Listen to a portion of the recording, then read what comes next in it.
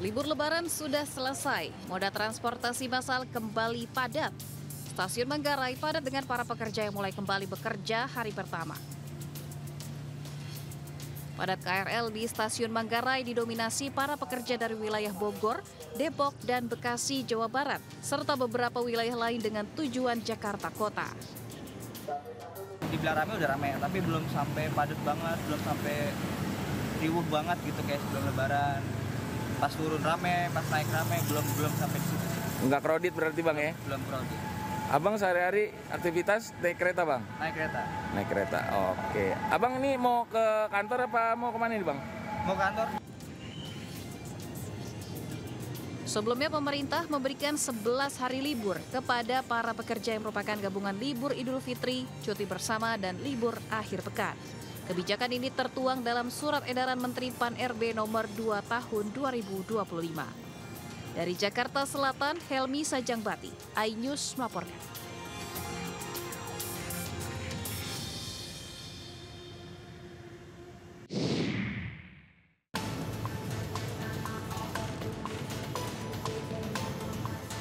Hari pertama kerja setelah libur Hari Raya Idul Fitri, aktivitas pelayanan di kantor pemerintah administrasi Kota Jakarta Selatan sudah berjalan normal. Namun, masih ada ASN yang belum hadir untuk memberikan pelayanan kepada warga. Seperti di bagian pelayanan terpadu satu atap, beberapa pegawainya masih berada di kampung karena cuti atau WFH. Di bagian pelayanan lain seperti di unit pengelola penanaman modal dan pelayanan terpadu satu pintu, UPPM PTSP Pemkot Jaksel sudah kembali membuka pelayanan untuk warga.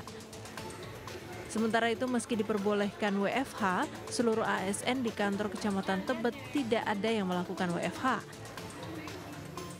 Keluar edaran dari Kementerian PAN dan RB bahwa di tanggal 8 ini apabila ada pegawai yang ingin WFH itu masih diperkenankan. Di hari pertama masuk kerja ini sambil tetap memberikan pelayanan kepada warga juga dimanfaatkan oleh para ASN untuk halal bihalal Lebaran.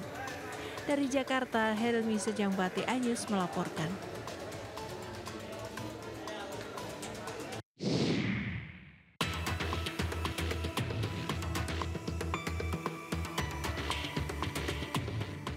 Bupati Indramayu, Luki Hakim, menjalani pemeriksaan di Gedung Inspektorat Kementerian Dalam Negeri Gambir, Jakarta Pusat terkait pelesirannya ke Jepang yang viral setelah diunggah ke media sosial oleh Gubernur Jawa Barat Deddy Mulyadi. Luki yang menemui wartawan setelah beberapa jam menjalani pemeriksaan mengaku disecar sebanyak 43 pertanyaan. Selain mengakui kesalahannya, politisi Partai Nasdem itu juga siap jika menerima sanksi yang diberikan Kementerian Dalam Negeri. Luki juga menemui Wamendagri Bima Arya untuk memohon maaf sekaligus meminta arahan. Tidak membawa surat izin dari Menteri Mendagri, tidak membawa izin. Tapi di sini ini salah saya. Jadi saya minta maaf khususnya pada masyarakat Indramayu, pada seluruh masyarakat Indonesia juga. Mungkin karena bukan mungkin ini murni kesalahan saya karena saya tidak aware bahwa izin yang dimaksud itu adalah izin keluar negeri. Wakil Menteri Dalam Negeri Bima Arya mengungkapkan dari hasil pemeriksaan, Luki Hakim memiliki keterbatasan pemahaman terkait mekanisme kunjungan ke luar negeri. Namun Kemendagri akan melakukan pemeriksaan secara menyeluruh, termasuk ada tidaknya penggunaan uang negara hingga potensi penerimaan uang dari pihak tertentu terkait pelesiran Luki Hakim ke Jepang. Kepala daerah ini bukan pekerjaan paruh waktu. Kepala daerah ini betul-betul memerlukan energi konsentrasi yang waktu yang penuh dari kepala daerah dan tidak ada liburan bagi seorang kepala daerah. Tidak ada sebetulnya. Hasil pemeriksaan menyeluruh terhadap Luki Hakim nantinya akan diumumkan dalam 14 hari ke depan. Dari Jakarta Pusat, Rani Sanjaya, iNews melaporkan. Video amatir merekam sejumlah perempuan yang merupakan keluarga pasien mengamuk dan berteriak histeris karena mengetahui kondisi pasien yang tengah hamil terus menurun dan bayinya yang dikandung meninggal. Semua perawatnya, saya sudah berkali-kali bilang, adikku tidak berdiri. Dari video diketahui keluarga pasien mengamuk diduga karena lambatnya pelayanan dokter dan perawat di Rumah Sakit Lanto Daeng Pasewang, Kabupaten Jeneponto, Sulawesi Selatan. Video ini pun viral di media sosial. Pihak keluarga mengancam akan menutup pihak rumah sakit lantaran kecewa dengan pelayanan rumah sakit yang tidak memberikan pemeriksaan USG saat pasien yang bernama Sri Devi akan melahirkan. Sementara itu pihak rumah sakit Lanto Daeng Pasewang menyatakan permintaan maaf kepada keluarga pasien atas ketidaknyamanan pelayanan yang diberikan. Dokter, kepala ruangan, kepala instalasi yang terlibat langsung dalam proses penanganan pasien ini, dan untuk keluarga pasien, sekali lagi saya menyampaikan terima kasih telah datang dan saya menyampaikan permohonan maaf jika sekiranya ada hal-hal yang telah dilakukan oleh teman-teman kami yang membuat keluarga pasien tidak nyaman. Tadi malam 5 kali diperiksa. Pihak rumah sakit Lanto Daeng Pasewang akhirnya mengambil jalan damai dengan pihak keluarga. Dari Jeneponto, Sulawesi Selatan, Sulaiman Nai melaporkan. Tidak bisa keluar tengah malam.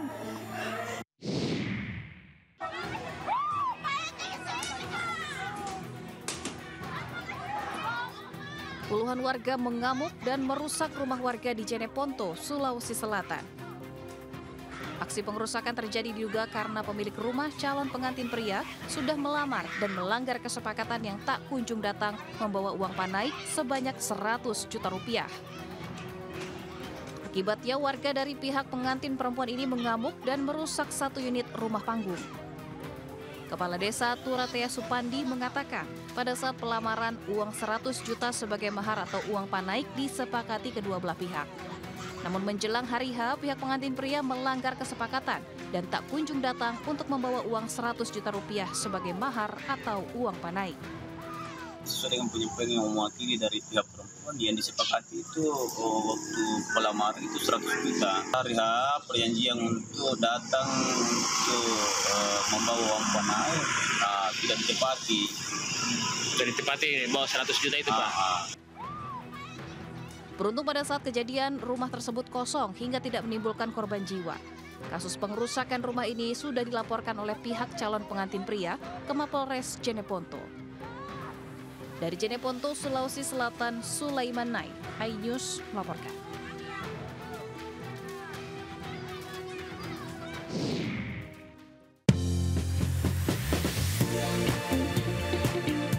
Selamat malam pemirsa, menemani istirahat Anda, tim redaksi kami telah menyiapkan beragam informasi menarik. Inilah Buletin iNews Malam selengkapnya.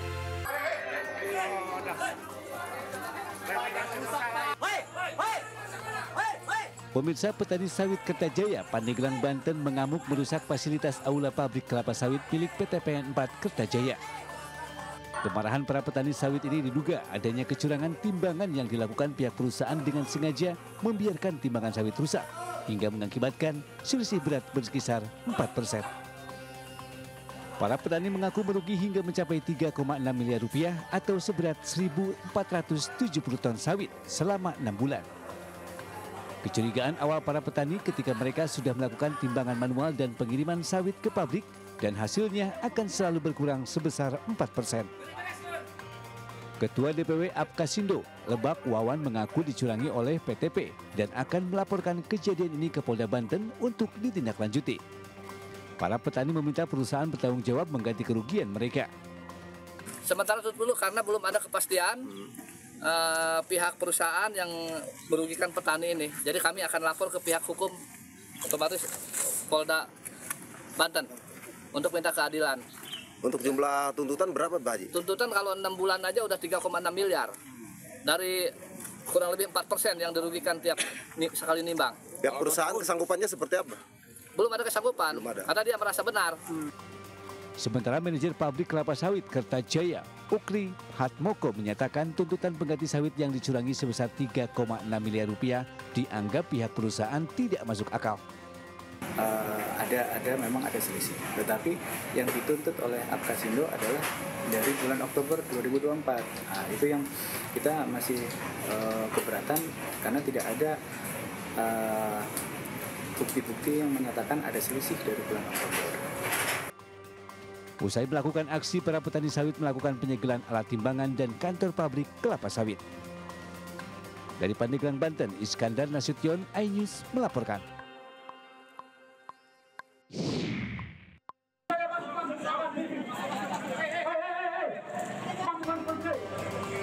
Unjuk rasa yang dilakukan petani di kantor DPRD Konawe, Sulawesi Tenggara berlangsung ricuh.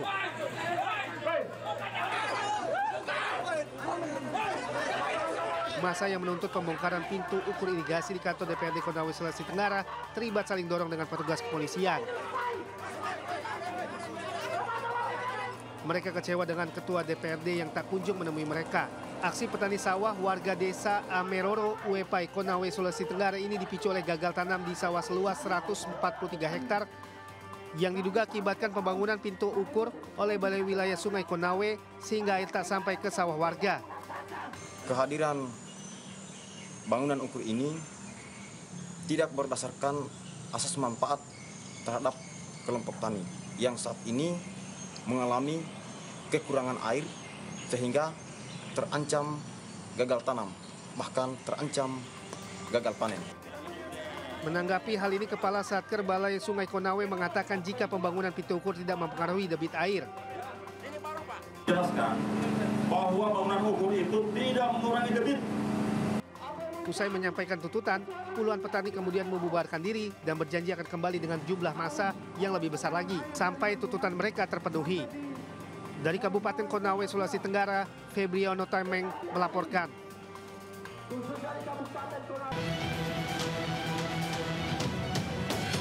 Kasus dugaan kekerasan seksual yang melibatkan guru besar terjadi di Universitas Gadjah Mada, Yogyakarta. Pelaku diduga seorang guru besar berinisial IM dengan jumlah korban belasan mahasiswi. Kasus ini terjadi sejak akhir 2003 hingga pertengahan 2024. Modus pelaku dengan mengajak korban melakukan diskusi, bimbingan tugas akhir hingga kegiatan lomba di rumah pelaku. Saat ini pelaku sudah dipecat sebagai dosen. Pelaku juga tengah dalam proses pemecatan sebagai ASN dan guru besar. Dalam waktu 1-2 hari ini, pimpinan universitas akan mengeluarkan keputusan tim pemeriksa disiplin kepegawaian kepada proses. Dalam proses itu nanti akan diklarifikasi beberapa pelanggaran-pelanggaran yang dilakukan khususnya untuk disiplin kepegawaian. Setelah selesai pemeriksaan, hasilnya akan diserahkan ke rektor. Rektor akan bersurat kepada menteri. Keputusan akhir ada di kementerian. Saat ini pihak Universitas Gadjah Mada tengah fokus melakukan pendampingan kepada para korban karena sebagian mahasiswi belum lulus dari kampus. Dari Sleman, Yogyakarta, Heru Trijoko, iNews melaporkan.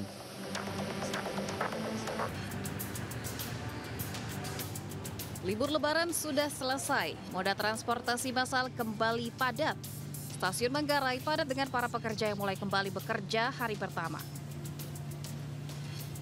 Padat KRL di Stasiun Manggarai didominasi para pekerja dari wilayah Bogor, Depok, dan Bekasi, Jawa Barat, serta beberapa wilayah lain dengan tujuan Jakarta Kota.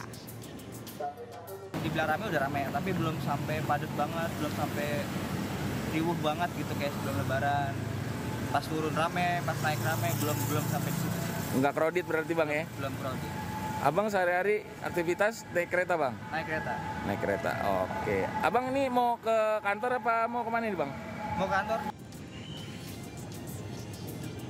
Sebelumnya pemerintah memberikan 11 hari libur kepada para pekerja yang merupakan gabungan libur Idul Fitri, cuti bersama, dan libur akhir pekan. Kebijakan ini tertuang dalam Surat Edaran Menteri Pan-RB nomor 2 tahun 2025. Dari Jakarta Selatan, Helmi Sajangbati, iNews melaporkan.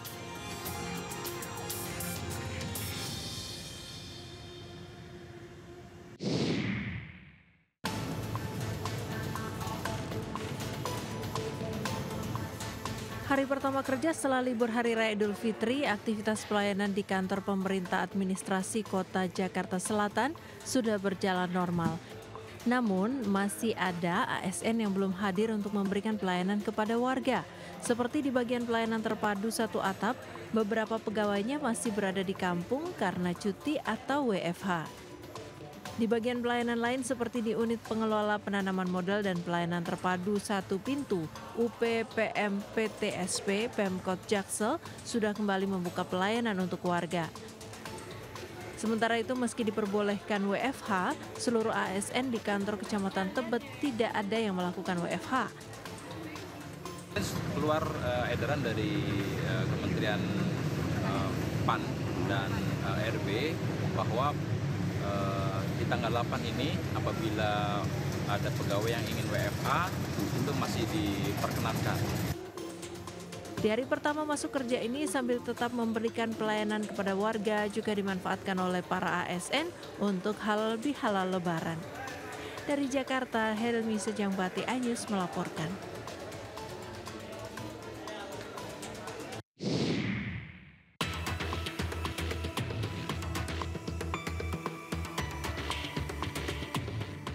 Bupati Indramayu, Luki Hakim, menjalani pemeriksaan di Gedung Inspektorat Kementerian Dalam Negeri Gambir, Jakarta Pusat terkait pelesirannya ke Jepang yang viral setelah diunggah ke media sosial oleh Gubernur Jawa Barat Deddy Mulyadi. Luki yang menemui wartawan setelah beberapa jam menjalani pemeriksaan mengaku disecar sebanyak 43 pertanyaan. Selain mengakui kesalahannya, politisi Partai Nasdem itu juga siap jika menerima sanksi yang diberikan Kementerian Dalam Negeri. Luki juga menemui Wamendagri Bima Arya untuk memohon maaf sekaligus meminta arahan. Tidak membawa surat izin dari Menteri Mendagri, tidak membawa izin.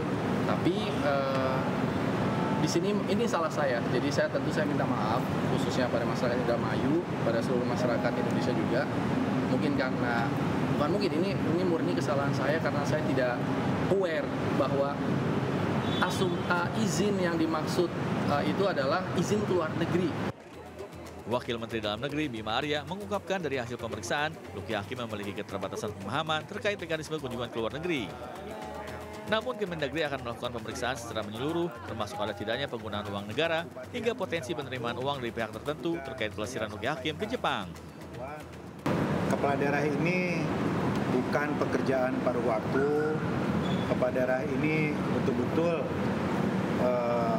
memerlukan energi konsentrasi yang waktu yang penuh dari kepala daerah dan tidak ada liburan bagi seorang kepala daerah. Tidak ada sebetulnya. Hasil pemeriksaan menyeluruh terhadap Luki Hakim nantinya akan diumumkan dalam 14 hari ke depan. Dari Jakarta Pusat, Rani Sanjaya, iNews melaporkan. Presiden Prabowo Subianto berdialog dengan pelaku ekonomi di acara Sarasehan Ekonomi Nasional. Prabowo mengingatkan kepada menteri dan pengusaha agar tidak perlu khawatir dengan kebijakan impor yang dikeluarkan Presiden Trump. Prabowo menjelaskan tentang kiat-kiat pemerintah dalam menghadapi tarif impor Amerika Serikat ini, salah satunya Indonesia akan membeli langsung barang-barang dari AS senilai 285 triliun rupiah untuk mengurangi surplus perdagangan dengan negeri Paman Sam ini. Menurut Prabowo, Indonesia adalah negara besar dan bukan negara miskin untuk melakukan hal itu. Dalam kita negosiasi, kita juga bukan tidak punya kiat-kiat yang cukup meyakinkan. 17 miliar surplus kita, 17 miliar kita akan beli dari Amerika. Kita bukan negara miskin, kita bisa beli 17 miliar dari Amerika. Tak hanya itu, Prabowo juga meminta kepada menterinya agar tidak mempersulit pengusaha dalam perizinan. Prabowo juga memperingatkan ke Bea Cukai, TNI, dan Polri agar mengawasi penyelundupan. Sama juga, saya mau koreksi, TNI, ada nggak di sini TNI? Angkatan Laut, Kepolisian, ya kan? Saya juga sudah lama mantan prajurit. Ngerti juga saya itu, ya kan? Penyelundupan harus kita hentikan, mengancam industri kita, mengancam rakyat kita.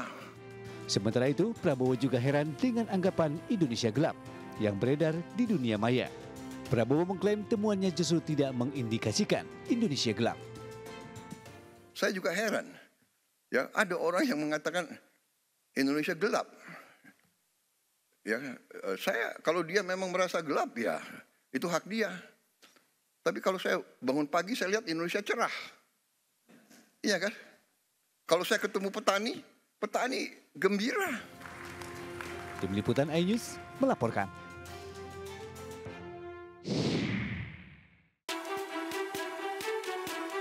Presiden Prabowo Subianto bertemu dengan Ketua Umum PDIP Megawati Soekarnoputri Senin malam di Teku Umar, Menteng, Jakarta Pusat.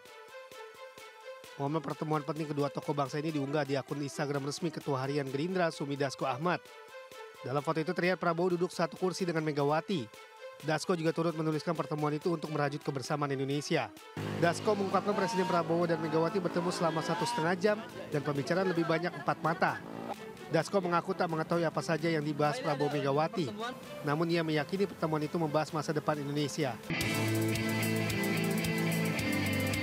Co-CEO MNC Group dan Komisaris Utama PT MNC Capital Indonesia Tbk Angela Tanusudibyo hadir langsung pada acara Investor Gathering dan Corporate Forum 2025 bersama 350 investor terpilih MNC Sekuritas. Acara yang digelar di Bursa Efek Indonesia ini menawarkan beragam informasi terkait pasar modal serta kondisi pasar terkini yang nantinya dipakai sebagai rujukan dalam berinvestasi. Forum-forum seperti ini dalam situasi yang ada penting. Perlu semakin banyak diskusi-diskusi terbuka dan transparan yang saya yakini bisa meningkatkan kepercayaan terhadap pasar modal kita. Ya, karena kita tahu kalau pasar modal ya kepercayaan itu penting. Confidence is key. Sementara itu, Direktur Pengembangan PT Bursa Efek Indonesia Jeffrey Hendrik mengapresiasi gelaran dengan tema Cheering Through New Frontiers karena mendukung para investor dalam berinvestasi. Oh ya, kalau kami dari Bursa Efek Indonesia tentu mengapresiasi ya kegiatan investor gathering seperti ini yang diinisiasi oleh MNC Sekuritas. Karena tentunya sharing information ya, kemudian berbagi strategi, ya melihat bagaimana kondisi pasar ini dan tentunya ke depan itu menjadi sangat dibutuhkan oleh para investor kita saat ini. Investor Gathering dan Corporate Forum 2025 mendorong para calon investor mampu melihat peluang dan memahami fundamental serta menganalisis dan mengambil keputusan investasi secara rasional. Dari Jakarta, Ricky Anwardi, iNews melaporkan. Menjadi panelis dalam Corporate Forum 2025 yang merupakan bagian acara Investor Gathering 2025 yang diselenggarakan MNC Sekuritas, Managing Director Vision Plus, Clarissa Tanusudibyo menegaskan saat ini telah terjadi perubahan konsumsi di dunia hiburan seiring perkembangan teknologi dan media sosial. Untuk itu, perubahan dunia hiburan yang berpindah ke digital ini menjadi peluang untuk MNC. Pasalnya, MNC sebelumnya telah fokus pada konten-konten digital melalui Vision Plus dan tetap akan terus berupaya mencari sumber pendapatan yang baru seperti salah satunya pada drama short karena berpotensi menjadi sumber pendapatan baru. Secara sifat dan juga preference dari pengiklan sendiri itu juga udah shifting ke digital dan itu sangat membuat sebuah opportunity sih sebenarnya untuk kita ke depannya karena kita kan sudah mulai fokus di bidang digital ini. Tapi karena sekarang udah lebih bervariasi lagi secara konten, memang kita harus mencari beberapa sumber pendapatan yang baru selain yang sebelumnya yaitu subscription sama advertising. Sekarang kita melihat market drama shorts ini yang berpotensi besar. Vision Plus mulai memproduksi konten drama pendek dikarenakan adanya market yang besar yang saat ini tengah digandrungi masyarakat di negara Tiongkok. Selain drama pendek, perseroan juga akan mengumpulkan konten-konten lama yang akan diformat ulang dengan durasi yang lebih pendek dan akan dilisensikan ke negara lain. Dari Jakarta, Ricky Anwar di iNews melaporkan.